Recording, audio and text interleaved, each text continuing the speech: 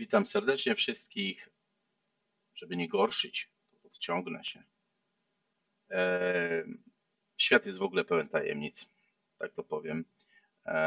Dosyć oryginalnie i na temat jednej z tych tajemnic, właśnie też, na którą natrafiłem, chciałem parę słów powiedzieć. Myślę, że Was zaciekawi. Ja będę w ogóle wdzięczny, jeżeli ten filmik zostanie oczywiście zalajkowany. Jeżeli wyda się Wam interesujący, wysyłajcie go również do znajomych, żeby można było zasubskrybować ten kanał. Tutaj też dużo ciekawych rzeczy znajdziecie. No i chciałem opowiedzieć Wam o pewnej historii, na którą po prostu natrafiłem. Otóż ta historia wiąże się z takim jeziorem, które nazywa się Turgojak. To jest takie dosyć niezwykłe, anomalne zjawisko, które praktycznie do dnia dzisiejszego nie doczekało się jakiegoś jednoznacznego wyjaśnienia i prawie już od 15 lat, można by powiedzieć, ufolodzy próbują zrozumieć, ponad 15 lat w zasadzie, próbują zrozumieć, kto zostawił niezwykły autograf w namiocie pewnego wędkarza. O jakim ja mówię tak naprawdę autografie? Otóż pokażę Wam taki namiocik i pokażę Wam taki rysunek, który cichaczem został narysowany w tym namiocie. A jak do tego doszło? Otóż pod koniec sierpnia 2005 roku mieszkaniec Złotousta o imieniu Dmitrij odpoczywał sobie nad jeziorem właśnie Turgojak w obwodzie czelabińskim.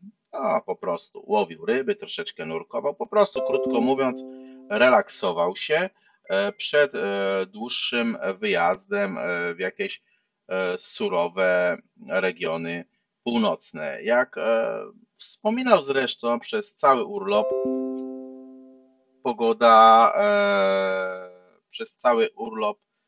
ta pogoda mi tu dudni coś, jak nie wiem, myślę, że Was nie rozprasza. Przez cały ten urlop mu ta pogoda po prostu dopisywała. Cały tydzień panował 400-stopniowy upał i ani jednej kropli z nieba wody deszczu nie spadło. No i dopiero ostatniego dnia pod wieczór jakoś to wyszło tak, że zaczęło padać.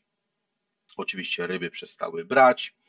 No i Dmitrij zwinął wędki i zabrał się za przygotowywanie kolacji. Zrezygnował w ogóle z takiego przykrycia prezentowego namiotu folią. Pomyślał w ogóle, że może nie jest aż tak tragicznie i to tak nie przemoknie. A nocą zdarzyło się coś po prostu bardzo oryginalnego i ciekawego. On zresztą stwierdził, że to, co się wydarzyło tej nocy, to on będzie wspominał zawsze z niedowierzaniem.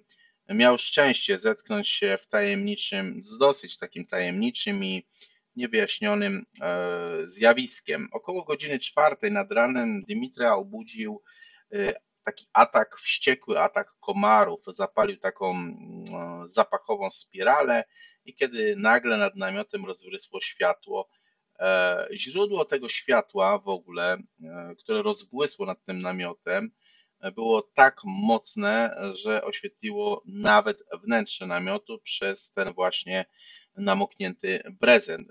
W ogóle, tak jak stwierdzał potem, on żadnego hałasu nie słyszał, żaden cień też się nigdzie gdzieś tam nie poruszał, ale udało mu się jakoś dojrzeć, że to światło w ogóle pochodziło z jakiegoś okrągłego albo kulistego obiektu.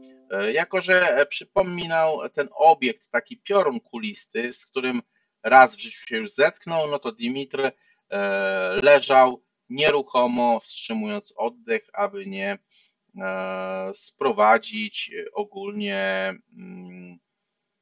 sprowadzić jakiegoś złego czaru, czy na siebie jakiegoś tego fenomenu. No i po kilku minutach światło zgasło, jakby ktoś przekręcił wyłącznik.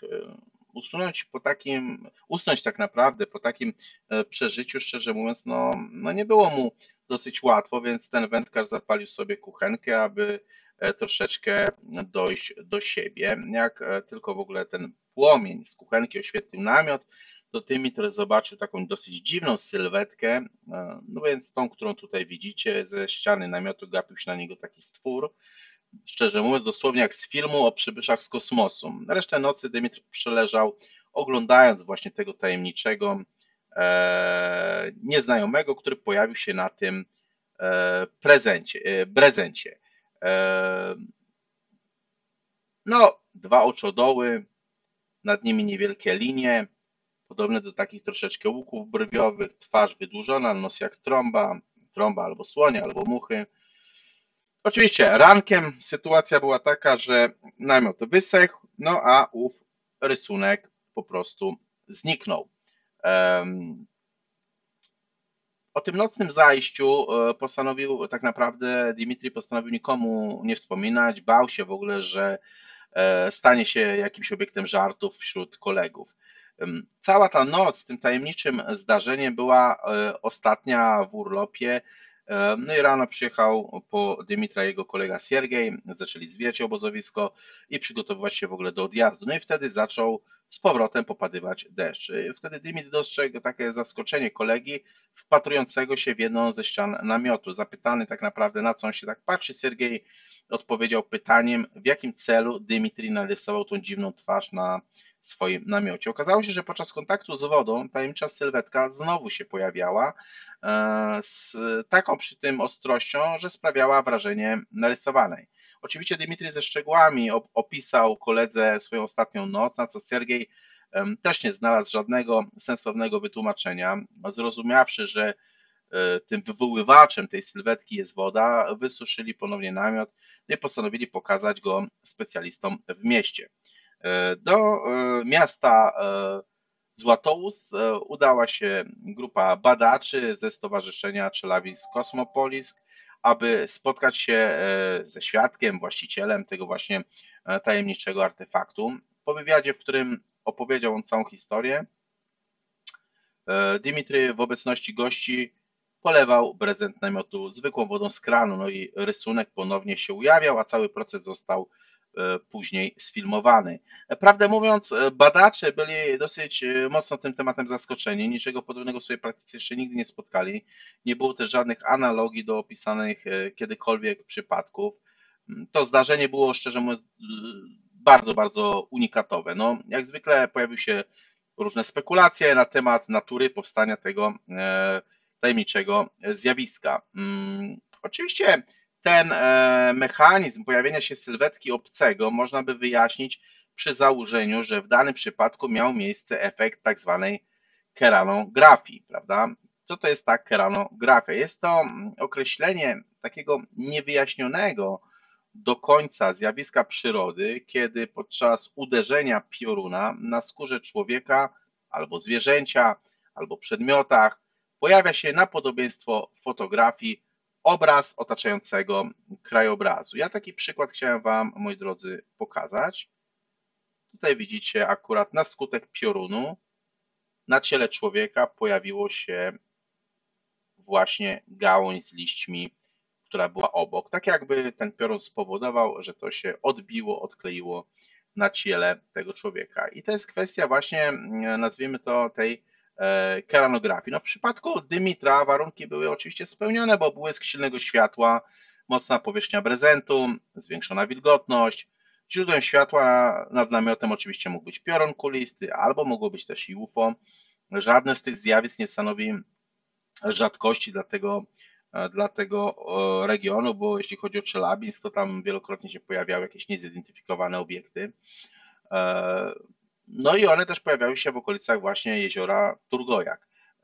Tam też często w ogóle występują różnej maści anomalia. Ale pytanie po prostu, jeżeli tak by było, że to byłby efekt keranografii, no to kto by pozował do tego zdjęcia? Kto był i kogo odbicie po prostu tam się odbiło na tym prezencie. Ogólnie ta postać to wygląda na jakiegoś obcego z rasy szczerze mówiąc, insektoidów. Sceptycy w ogóle podejrzewają taką zamierzoną albo przypadkową falsyfikację. Niektórzy uczeni szukają źródeł w geoelektryczności albo w podwyższonej jakiejś przewodności elektrycznej mokrych włókien tkaniny namiotu. Bardzo możliwe jest, że pojawienie się rysunku można oprzeć na tym efekcie tyle tylko, że we włóknach tkaniny konieczna jest obecność określonego czynnika hydrochromatycznego zdolnego do polaryzacji i zmiany koloru. W ogóle też istnieją takie smart textiles, które potrafią zmieniać barwę pod wpływem światła, pod wpływem temperatury i wilgoci. No ale pytanie, co z tym wszystkim ma wspólnego taki, można by powiedzieć, stary namiot? Jaka jest prawda? Nie wiem, może ktoś z Was się też natrafił na tego typu informacje o tym zjawisku, o tym incydencie. Będę bardzo wdzięczny, jeżeli dacie znać.